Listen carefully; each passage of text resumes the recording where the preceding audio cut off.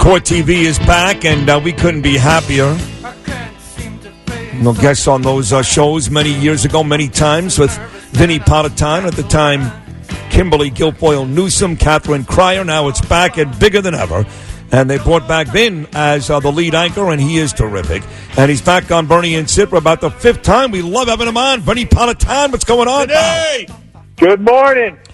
Hey, listen, buddy, I know you're coming on and talk about 25 years since O.J. Simpson, but the last time you were on with us, I went to that Kellen Winslow Jr. story. Again, big-time football player out of University of Miami, went to the Cleveland Browns and had some success there, too. Not nearly as much as we thought he would have. Some thought he'd be as good as his Hall of Fame dad, former San Diego Charger Kellen Winslow. He never reached that status, but he was still a good player.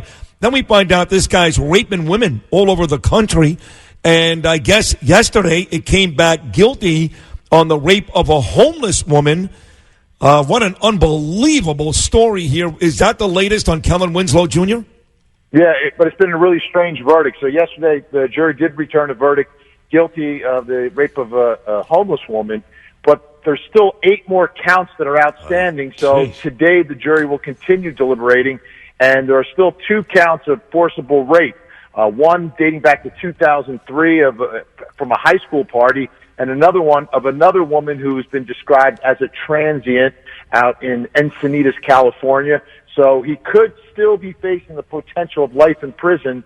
Right now he's looking at 9 years as a convicted rapist. It reminds me of the story very much a couple of years ago, the former Pro Bowl defensive back Darren Sharper. Now, Darren Sharper, very similar to Bill Cosby.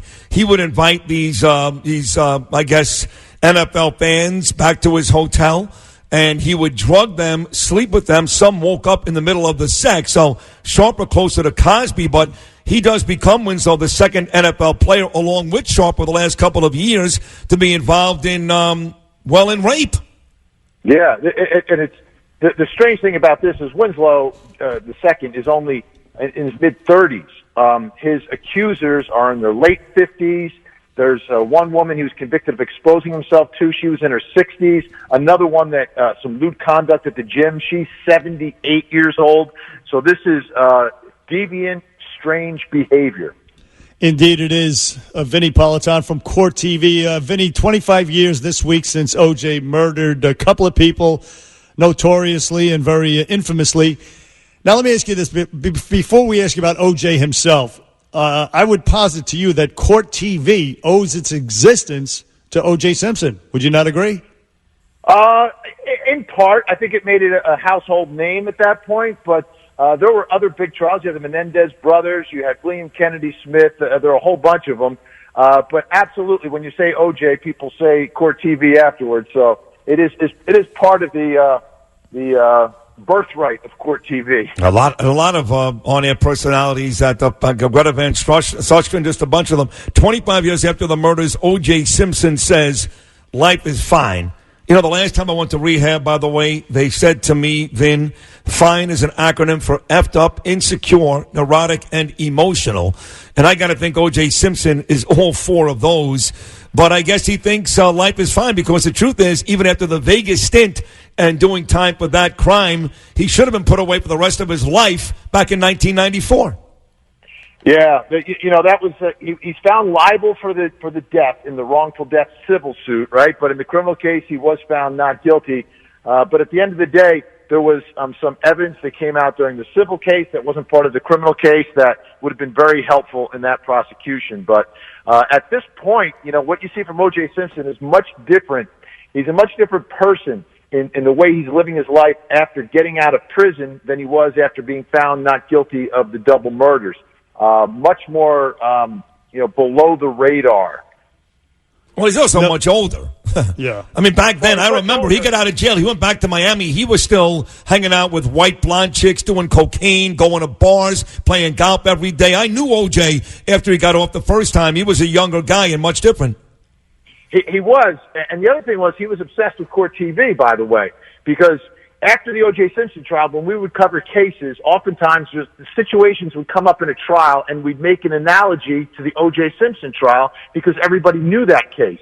And anytime you would do that, he would then call in to court TV. The guy was absolutely obsessed with it. At this point, I think he's put all that as much as possible in the rearview mirror and is just focusing on, I guess, eating nice dinners and playing golf with his pension money from the NFL and Hertz Rent-A-Car. Yeah, indeed. Vinnie Politan from Court TV. Vinnie, before he was incarcerated for the quote-unquote robbery, whatever, he was getting girls. He had autograph seekers. And let me ask you this. Maybe I'm wrong. Maybe I don't know. Generally speaking, are not crimes of passion treated differently than crimes motivated by greed or psychopathic behavior or even rape, for example?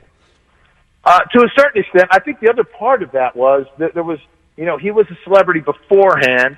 And the way he was perceived by some people was as someone who beat the system, who beat the government. On one of the anniversaries, he came to Court TV for a sit-down interview with Catherine Cryer. And I stayed that night because my job was, if O.J. got up and left, I would go on with Catherine Cryer because it was a live interview. But so I'm walking through just past the green room, had never met O.J. Simpson in my life, and he calls out, "Hey, Vinny." And he knew me because he watched Court TV all the time. And he explained to me in the green room that he loved going to Europe because he was regarded as a hero there because he beat the American government. And I think that's part of the allure. Anyone that kind of gets away with something and beats the big old bad government, in some people's eyes, becomes a hero. Well, a lot of the folks that were cheering outside the courtroom, African-American folks, said just that. They're like, we knew he was guilty. We don't care. He beat the system. But here's why he doesn't get what Bernie's talking about.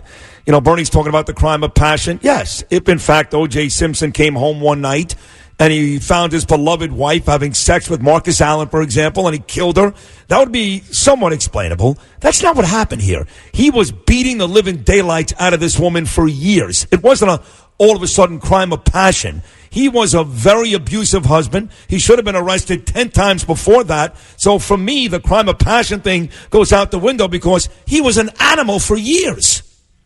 Yeah, that's and crime of passion gets dealt with differently in our legal system as well. But this was premeditated murder. You look at all the steps that were taken, and everything that he did beforehand and afterwards. That's right.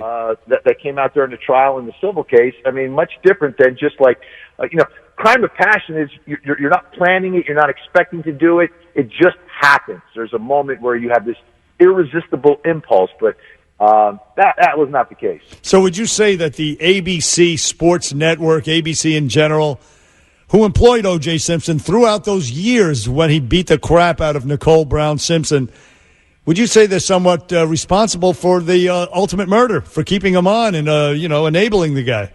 No, I will not make ABC responsible for that.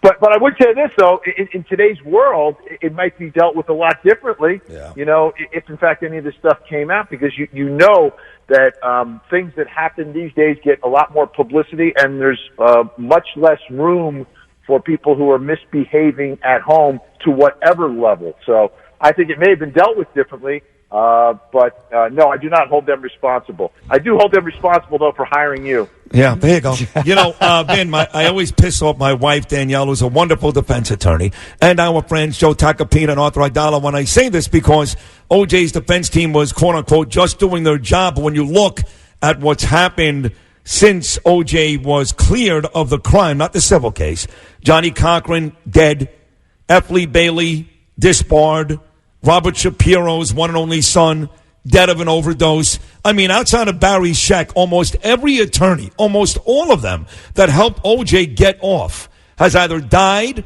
or had something life-altering happen to them. So I always say karma's a bitch. Defense attorneys don't want to hear that, but the guy was guilty and they know it. Yeah, that's interesting that you mentioned that. I just saw Barry Scheck a few weeks ago. Yeah. He's doing great, by the way, and has done incredible work with the Innocence Project. But here's the thing, and I say this, and I truly mean it, that we need criminal defense attorneys. We absolutely need them. Without them, our entire system of justice crumbles. Their job is different than prosecutors, and we need them. If they don't do their jobs and they don't take all the cases that they can, then we have no system, which is the best in the world, but it's not perfect. But most of the errors are made to make sure the innocent are not imprisoned rather than making the mistake of putting innocent people behind bars. Vinnie Politan, Court TV. We're out of time. Are you guys doing something to commemorate this awful anniversary? Well, if you go on courttv.com, you can watch the whole trial today if you want. Wow. How How you about like that? Okay, That's awesome. Vinnie, listen, thank you Thank very you, much. buddy. You're the Have best. a great day, guys. All right, you too. I do miss Giorgito. I miss him. I don't know why, but I miss him. And who was the freak? Who was that freak who lived? He's been on all these, B-list celebrity Cato shows. Kalin. Yeah, Cato. Cato! There you go, Bern. We'll take a short break. The Shrewsbury Bike Blitz is coming up next.